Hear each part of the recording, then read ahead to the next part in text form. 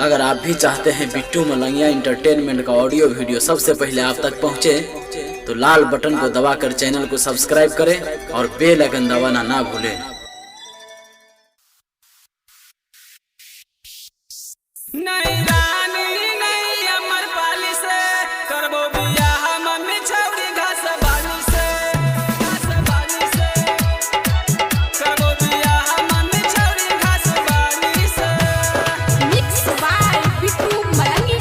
सबके बियाह भेले हम छी कुमार गे, सबके बियाह भेले हम छी कुमार गे। मम्मी जल्दी से करे मम्मी कोनो जोगार गे, कोनो जोगार गे, कोनो जोगार। सुनै ना सबके बियाह भेले हम छी कुमार गे, जल्दी से करे मम्मी कोनो जोगार गे, कोनो जोगार। करे कोनो उपाय तू हाल से, नहीं रानी नहीं अमर पाली से करबो बियाह मम्मी छौरी घास बाली से।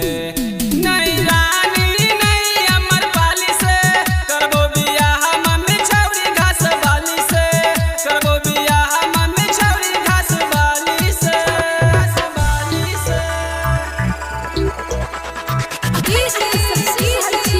मलंगिया रिकॉर्डिंग स्टूडियो के शानदार प्रस्तुति।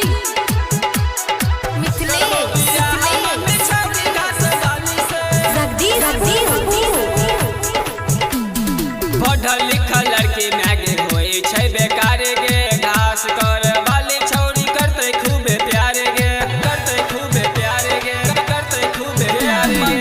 पढ़ल लिखल लड़की मैगे होई छै बेकार गे, घास कर वाली छौरी करते खूबे प्यार गे।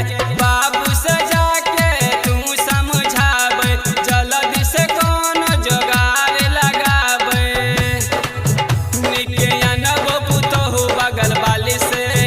नहीं रानी नहीं अमर पाली से करबो बियाह मम्मी छौरी घास बाली से।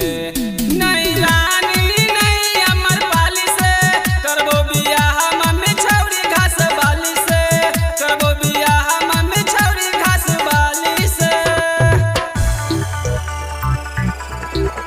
करबो बियाह मम्मी छौरी घास बाली से, घास बाली से।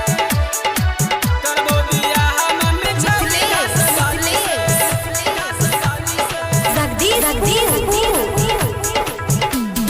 राइटर सुनील बाती कहै छौ मैं तोरा, गायक कृष्णा खूबे करे छौ निहोरा, करे छौ निहोरा, करे छौ निहोरा। मम्मी बिट्टू मलंगिया बाती कहै छौ मैं तोरा, गायक कृष्णा खूबे करे छौ निहोरा।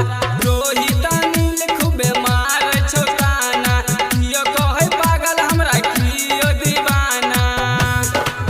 तू नीक लागे भैया के साली से, नहीं रानी नहीं अमर पाली से करबो बियाह मम्मी छौरी घास बाली से।